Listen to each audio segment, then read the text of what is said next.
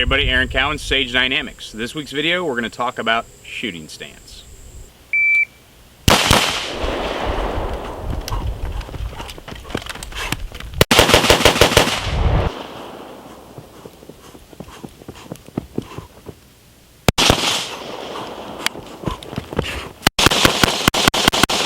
If you haven't noticed, every so often in the shooting community, videos, discussions, things that are making the social media circuit, we have a topic that's been discussed ad nauseum, and we come back to it and we tear it apart again, which is good because that's how we learn, that's how we grow as a community, and that's how trainers, those of us who are self-defense minded, really evolve the art and keep from being stagnant and teaching things just because, oh well, this works well enough. So shooting stance is one of those things that's come up again. Stance is one of those, for some people it's considered one of the fundamentals of marksmanship, and stance is very important. However, when we start to dissect these things, it's very easy for us to get wrapped around the axle. And when we get wrapped around the axle, we can sometimes add difficulty to a topic or complicate a topic where it doesn't necessarily have to be that way. So I wanted to put this out to kind of give my take on stance. Now again, this is my take, but I'm going to explain, and I'm going to take as long as I need to explain, how I arrived to the way that I teach stance. The way I teach stance is actually pretty simple. I begin with just kind of explaining the inception of it. Most people have been walking since they're about 12 to 15 months old, maybe earlier than that if you're some kind of bipedal prodigy. You have a natural, innate, precognitive sense of balance once you get to me as a student. Once you get to anyone as a student, you already know your own personal abilities when it comes to standing and moving and balance. The idea of a shooting stance can be one of two schools of thought. One is you have to have some kind of preparatory movement in order to draw or, as a rifle, engage, because you have to build this stable platform. The other school of thought, which is my school of thought, is you need to be able to fight and intuitively adjust your position from wherever it starts. Because being able to assume a shooting stance before you shoot presupposes that you would have the time to do that. Whereas the natural side of things is, if your balance is messed up, you'll intuitively fix it. Balance adjustment is precognitive. It does not necessarily require conscious thought. And that's where we tend to start to get wrapped around the axle when it comes to shooting stance, because some people believe that you can teach precognitive techniques. And if you look at martial arts, that is true to a certain stance. You can drill something enough, repeat something enough, practice something enough that it becomes innate, it becomes inherent knowledge, it becomes precognitive or subconscious competence, if you will. But when it comes to the stance should be as simple as possible. First, let's look at the history of stance. And again, this is going to be a very broad stroke, but if you look at martial arts was arguably the first way that we had to fight. Now granted, before martial arts, people just kind of brawled.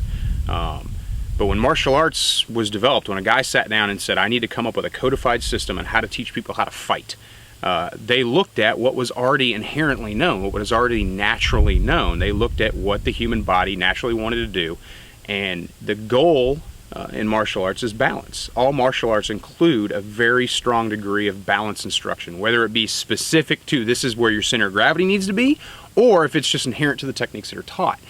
So when weapons became a thing, because weapons have not been a thing, and then they were a thing, they looked at what was inherently known at martial arts and they developed it, and it progressed until the point where we got to firearms. If you think about most martial arts, they took a strong look at what the human body naturally wanted to do, which is square to the threat. We just naturally have a desire when our sympathetic nervous system activates to square to our threat. And there's some psychophysiological reasonings behind that, but it is what the human body wants to do. So it's better to build on what the human body naturally wants to do than try to make the human body do something that it doesn't naturally want to do.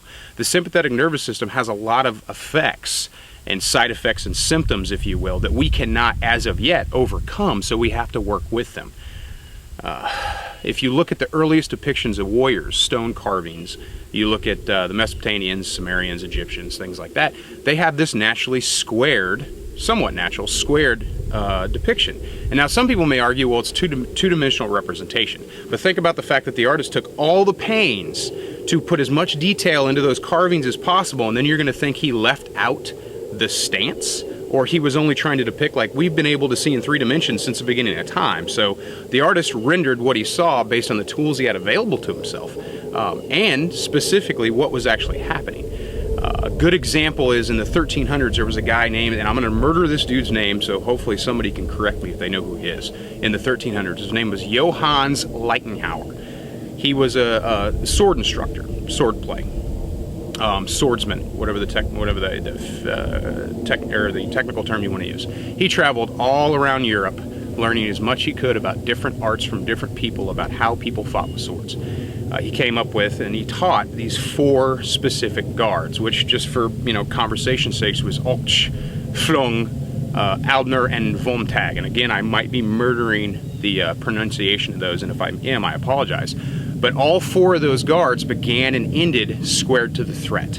Now, Johannes is arguably the father of, I guess if you want to use the word, modern sword fighting. What was going on, separated from Johannes at the time in Southeast Asia, was, you've got your samurais and you've got your Chinese and you've got your East Asian sword disciplines. And they were largely coming to the same conclusion, because going back to martial arts, everything began from what the body precognitively or inherently wanted to do anyway, which is square to the threat. What do we teach people today? We teach people forward isosceles. The one exception to that is modified weaver, but as many studies have found, modified weaver is not something that shooters want to do under real life stress, so we've largely abandoned it. There still are some people out there teaching it, and there are some people who have actually used it under real life stress.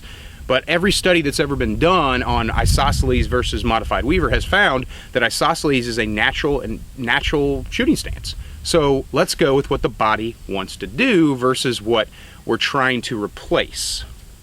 So back to how I teach stance, how I address stance. Again, remember what I said. You've probably been walking since you're about 12 and 15 months old. You have a natural ability to reset your body's balance or equilibrium. It's built into you. We don't like to fall down. And as bipedal creatures, being top heavy, we have a very innate sense of our own balance. Now that's going to vary based on individuals. Your range of motion and your own personal ability to balance is going to vary from person to person to person to person. And I get that. The more you practice these things, the better your balance will become. No one starts life as a tightrope walker. You have to learn how to critically adjust your balance. So if you don't spend a lot of time doing sports or athletics or shooting, your balance isn't going to be as good as, say, somebody who spends a lot of time, playing soccer or football or basketball or even baseball or tightrope walking, or a gymnast. Obviously, gymnasts have a superior and innate sense of balance over someone who spends all their time in their mom's basement on the computer.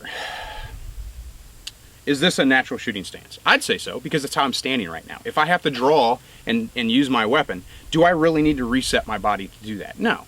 The way I was taught stance, initially, the inceptive way I was taught stance was I was going to stand feet roughly shoulder width apart. I was going to bend my knees. I was going to go forward on the balls of my feet as I draw the gun, and that's going to help me mitigate recoil, except it's not.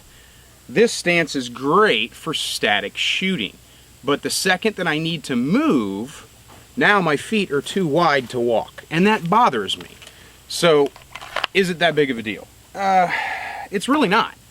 But it is at the same time, because you're telling someone that the way they stand isn't good enough and you need to do it this way and only this way no matter what.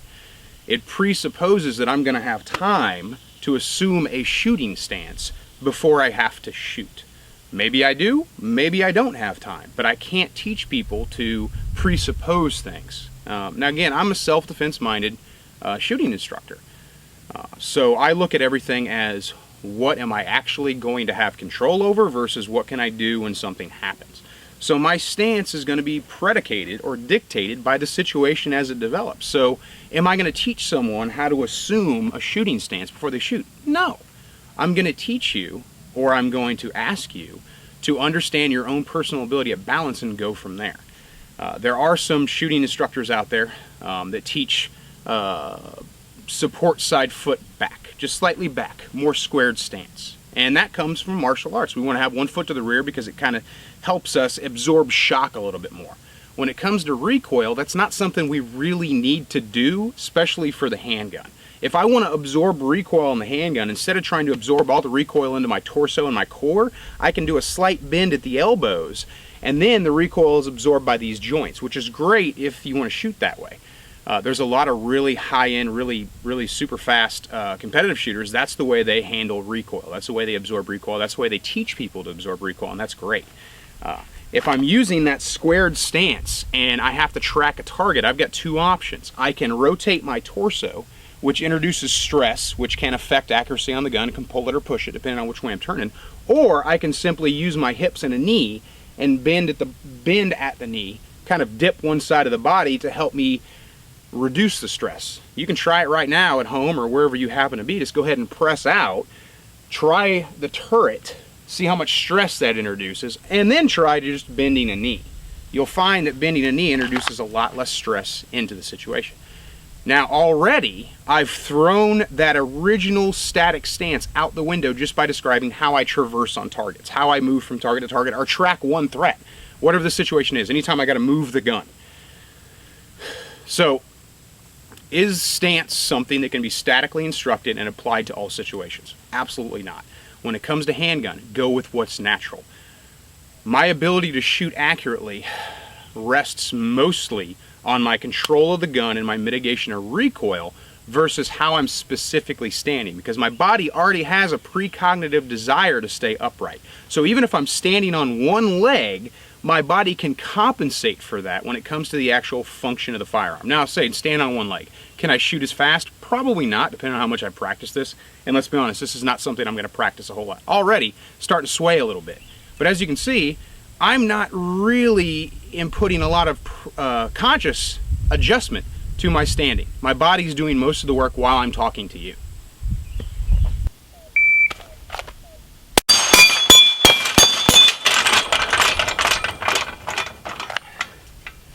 Arguably, that was an awful shooting stance. Now again, I'm running on a speed rack. I understand the conditions, I understand the situations, I know the beep is coming.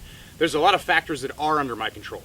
What is outside of my control is the fact that I have removed, to a certain degree, my body's natural, what I would call natural balance. My body's natural ability to be as balanced as possible. So by doing this, I'm relying on my body to a certain degree, subconsciously make sure I don't fall over. Now, this is a little ridiculous, but I use it to prove a point. Point being, my less than ideal stance did not affect my ability to run the plates.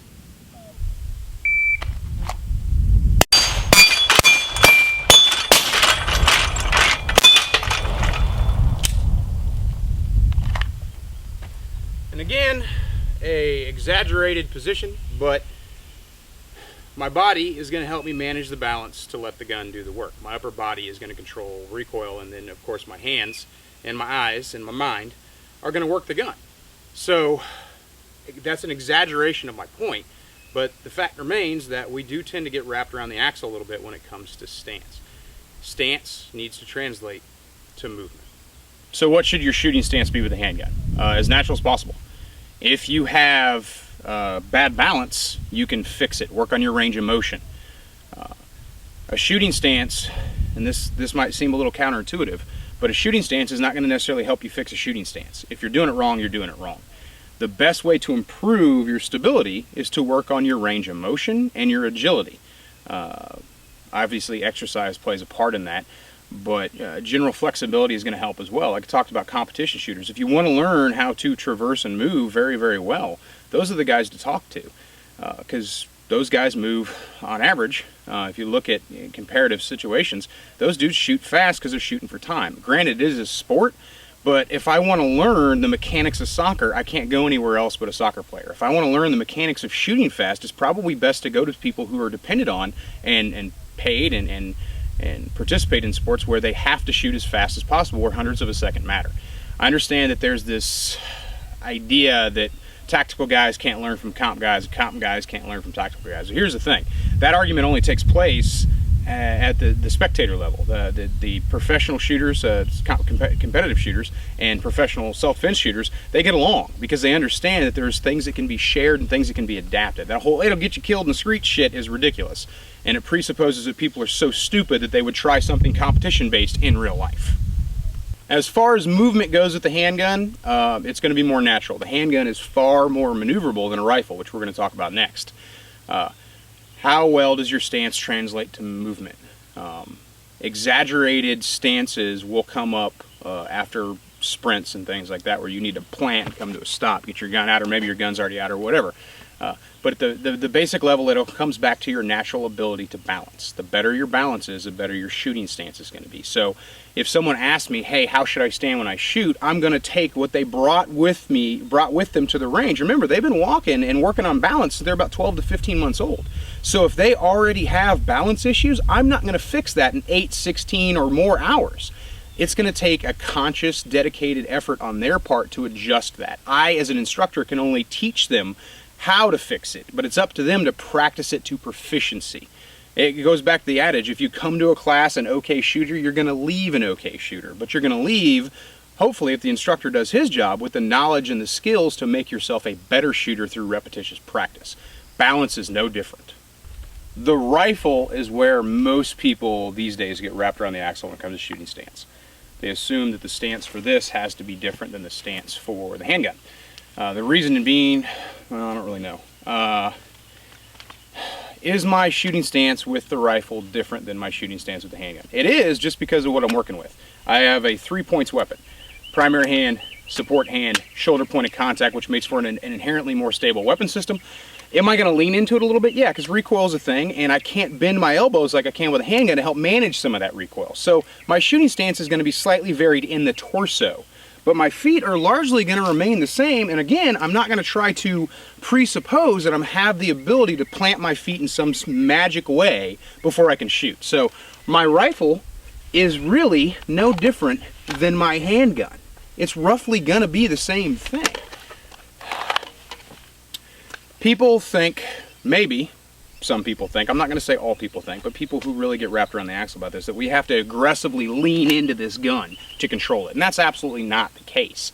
Now, it is advisable to move your center of gravity behind the gun. I want to lean into it a little bit, maybe a little bit more so than the handgun, but as you can see, that's a torso thing. People who ridiculously plant in like this is not a fucking spear. I don't know why you're doing that. If I come to a stop after a sprint, and this was my stopping position because I had to plant, then I kind of get it. But if you're digging into the gun like this, I have to question your reasoning. Mainly because it's not necessary, and two, you have to reset from that position in order to move. So if I'm dug into the gun like this, and I've got to move to the right or move to the left, or maybe I've just got to move forward, I've got to come out of that position to do it, unless I'm going to do the old school 1980s HK duck walk. Which, if you've never heard of it, there's a reason. We stopped doing it because it just, we reasoned it just wasn't really working. It wasn't effective. It didn't do what it was intended to do. Shooting stance on the rifle should be roughly the same as the handgun. I'm going to lean into it a little bit more, like I said, but that's a torso issue. It's not a stance issue.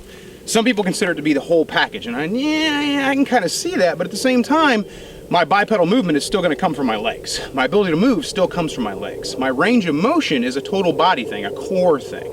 So with the rifle, it's going to come back to exercise, range of motion. Now, what about recoil management on the rifle? Kind of addressed that already. Here's some examples of me shooting select fire. Arguably the hardest way to manage recoil is when there's a lot of it in a very short period of time. As you can see, my stance, even running the saw, is not exaggerated. I have a slight forward bend at the waist, and I roll my shoulders into the gun. Some people call that turtling. It's one of those tactical Instagram critiques on photos that guys like, oh, why are you turtling up? Why not?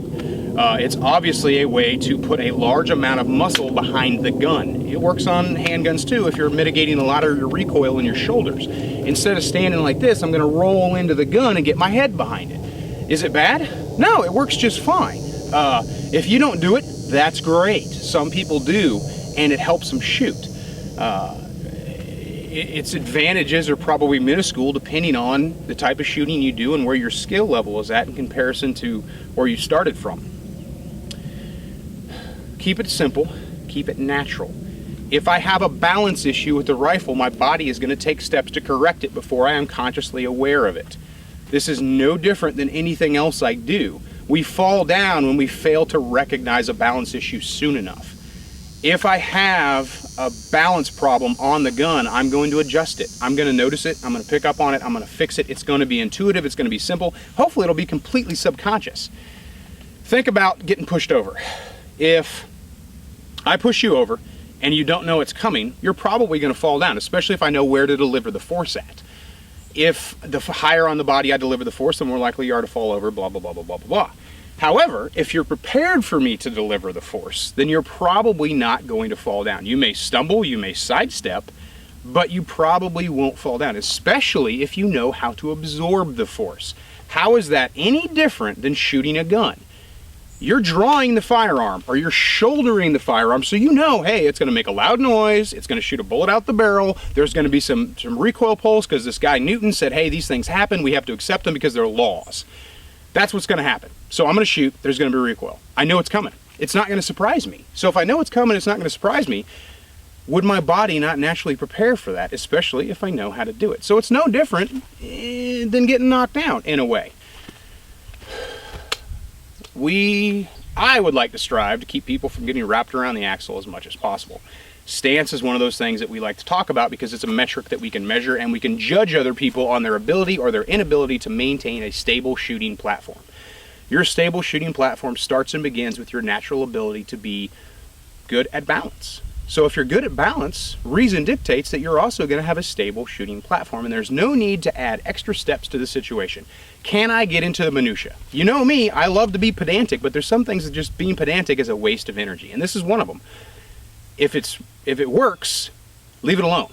If someone's trying to fix your shooting stance, but they cannot attest to why they're doing it. If they're saying, hey, I need to fix your stance because you're standing wrong, but you already shoot good, and they can't tell you the reason you don't shoot better is the stance, and they can't lay it out empirically why this new way is going to make you shoot tighter groups, stay well away from that person's advice, because chances are it's not going to help you shoot tighter groups. Now, if they've come up with a way to fix your balance and that does help you shoot better, that's a different thing. There is no one true shooting stance. Shooting stances need to be as fluid as possible because movement is going to be a thing, and you can't presuppose a position based on the ability or inability to move. That makes sense? Now, of course, there might be caveats. There might be this situation where you need to assume a actual shooting stance, such as barricade support or kneeling or prone or something like that. If I have to take like for instance with the rifle, if I have to take a standing long range shot, my default position for close intermediate ranges is this, forward extension. It's like a handgun. But if I need to shoot, say I got to shoot 200-300 meters, and I don't have the ability to go prone because of high grass or elevation or obstacles or what have you, and I have nothing to support the rifle off, I'm going to use an Olympic grip. So I'm going to change my stance. I'm going to stand kind of sideways, and I'm going to bring my hand up in kind of a C-clamp grip. I'm going to take that magazine that's sticking out of the gun, I'm going to try to put it in that crook of my arm. And this is actually a very stable, long-range shooting platform for long-range standing up. But it's not a stance that I'm going to use unless the situation calls for it. So while I want my stance to remain as natural as possible, there are situations when I have to adapt an unnatural position in order to deliver accurate fire.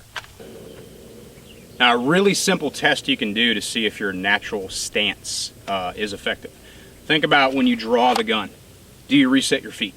When you shoulder the rifle, do you reset your feet? Do you lean back? Do you lean forward? Do you have to recorrect in any way?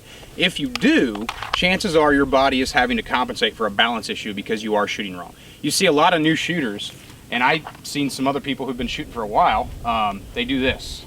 They lean back. They got that back arch, and we don't want our backs to arch that way because it takes us over our center of gravity, and it does affect our ability to mitigate some of the recoil, rifle and pistol. So if you have that, what I call the gun peasant arch, fix it. It's pretty easy to fix. And again, if you're just getting into shooting, you're doing that, there's nothing wrong with it. You're not wrong, you're learning. If someone calls you out on it and someone says, hey man, you're leaning back, don't lean back, take their advice, lean into the gun a little bit. Even if you have to exaggerate it to where you find that natural homeostasis with your balance.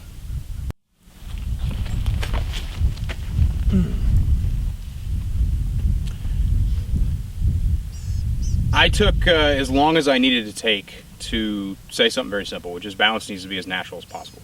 But I felt the need to apply context to that statement. So anytime somebody asks me, Well, what about shooting stance? I can refer them to this video, or I can just literally go through everything that I just went through just now on filming this. Keep it simple, and we always love keep it simple. Sometimes we have to keep it complicated depending on the task, but stance is one of those things that we already know how to do.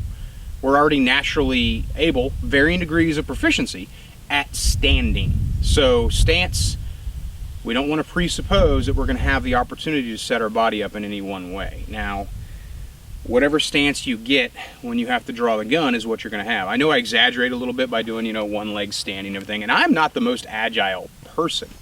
But I do like to think that I have a pretty stable shooting platform because I've had enough practice that my body just inherently knows, all right, it's time to shoot a gun, so let's change the center of gravity a little bit. And I don't have to consciously think about it. And that's the point that we always want to get to. When we go through the levels of education, unconscious competence is always the goal. So my advice to anybody who's worried about their shooting stance is start working on your range of motion.